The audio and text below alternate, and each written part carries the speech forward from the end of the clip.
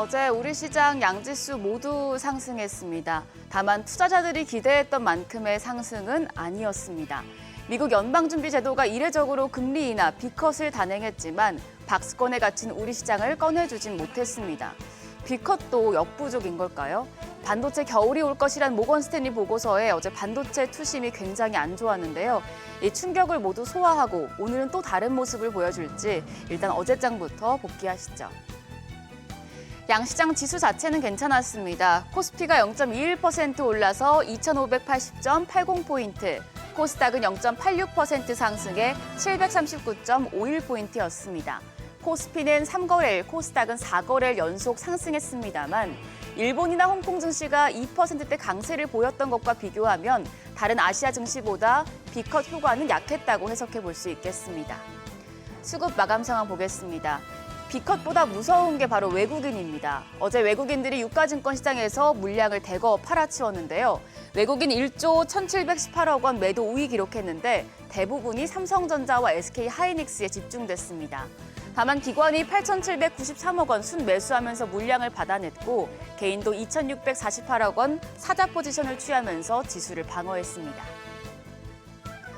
코스닥 시장에서는 메이저 수급 주체의 쌍끌이 매수세가 연출됐습니다. 외국인이 코스닥 쪽에서는 1,724억 원 순매수하면서 유가증권 시장과는 정반대의 모습을 보였습니다. 더불어서 기관도 213억 원 매수 우위 기록했고요. 개인만 홀로 1,853억 원 팔자 포지션 취했습니다. 시가총액 상위 종목 마감 상황입니다. 인덱스 차원의 대표 주자인 삼성전자와 SK하이닉스가 무너졌습니다. 삼성전자가 2% 넘게 떨어져서 63,100원, 장중에 또 한 번 52주 신저가를 찍었고요. SK하이닉스는 6.14% 내려서 15만 2,800원에 거래 마쳤습니다. 장중에 15만 원 선도 붕괴됐었는데 모건 스탠리에서 발표한 SK하이닉스 매도 보고서 영향이었습니다.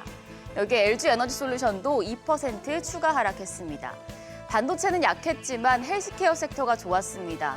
삼성 바이오로직스가 신고가 경신했는데 5.96% 뛰어서 104만 9천 원으로 3년 만에 황제주 자리에 등극했습니다. 셀트리온도 3% 넘게 뛰어서 거래가 종가는 20만 1,500원이었고요. 완성차 대표주도 일제히 상승했는데요. 현대차가 3.8% 올라 24만 6천 원, 기아도 3% 가까이 오르면서 10만 3,500원에 거래 마쳤습니다. 코스닥 쪽에서도 제약 바이오주들이 대부분 상승했습니다. 알테오젠은 아일리아 바이오시밀러 품목 허가 소식에 10% 가까이 날아오르면서 신고가 기록했습니다. 종가 35만 원이었고요. 클래시스가 2.36%, 리가켄바이오가 8.63%, 휴젤이 4% 가까이 뛰었고 삼천당 제약과 셀트리온 제약도 2% 가까운 상승세 시현했습니다. 다만 에코프로비엠이 약세였고 HLB가 3%대 낙폭 기록했고요. 엔캠도 1.8% 반락했습니다.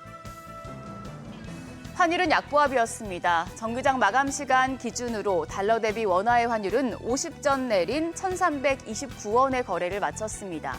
미국 기준금리 인하에 대한 기대가 시장에 선반영된 가운데 당장 추가 인하에 대한 기대가 축소되면서 환율이 보합권에 머문 것으로 분석됩니다. 이후에 환율은 미국의 실업지표 영향으로 소폭 올랐다가 BOE 금리 동결로 상승폭을 되돌린 모습이었습니다. 역외 환율이 1,328원 수준이었는데요. 오늘 외환시장 잔잔하게 출발할 가능성이 높겠습니다. 어제 시장 다양한 업종이 좋은 흐름을 보였지만 문제는 반도체였습니다. 반도체 겨울이 닥친다는 모건 스탠리 보고서 때문에 삼성전자와 SK하이닉스에서 외국인들의 매물이 쏟아져 나오면서 지수가 또 한 번 박스권에 갇혔는데요. 정말 반도체 겨울이 오는 걸까요? 다울투자증권은 3분기 실적 발표까지만 소화하면 악재는 없다고 진단했습니다. 3분기에 삼성전자와 SK하이닉스 모두 영업이익이 컨센서스를 하회할 것으로 전망을 했는데요. 그러면서도 업종 방향성에 확신을 가질 수 있는 단서들이 10월과 11월 중에 확인될 것이라며 오히려 실적 우려 반영 과정이 주가의 지지선 형성 구간이라고 판단했습니다. 이제 시장에서 우려하는 건 내년 PC와 모바일의 수요가 약해질 것이란 점인데요. 다울투자증권은 가장 중요한 일반 서버향 수요 동향이 견조하고 생산업체들의 PC와 모바일향 공급 확대가 제한적이라 급격한 가격 변화는 발생하지 않을 것이라고 선을 그었습니다. 특히 4분기 중후반부터는 오히려 HBM이나 ESSD 실적 기여도가 부각될 것이라며 견고한 펀더멘털에 기반해서 SK 하이닉스 중심 비중 확대 전략이 유효하다고 조언했습니다. 모건 스탠리 보고서 내용이 무조건 맞는 건 아니니 다른 증권사에서 나오는 긍정적인 내용들도 참고해 보시면 좋겠습니다. 그럼 오늘 장에 영향을 줄 이벤트까지 체크하시죠. FOMC와 BOE 금리 결정을 지나서 오늘은 일본 중앙은행 BOJ의 기준금리가 결정됩니다. 정책 변화는 예상되지 않지만 매파 경계감이 우리 시장에도 영향을 줄 수 있겠습니다. 한편 어제 시간의 거래에서는 딥페이크 관련주가 강했습니다. 경찰이 딥페이크 탐지 기술 개발에 3년간 90억 원을 투입한다는 소식에 센즈랩과 모니터랩, 한싹, 라운시큐어, 플랜티넷 등 관련주들이 상승했는데요. 오늘 장까지 이런 흐름 이어질지 지켜보시죠. 반반 미증시는 연준의 금리 인하가 뒤늦게 호재로 작용되면서 다우와 S&P 500이 일제히 최고치를 다시 썼는데요.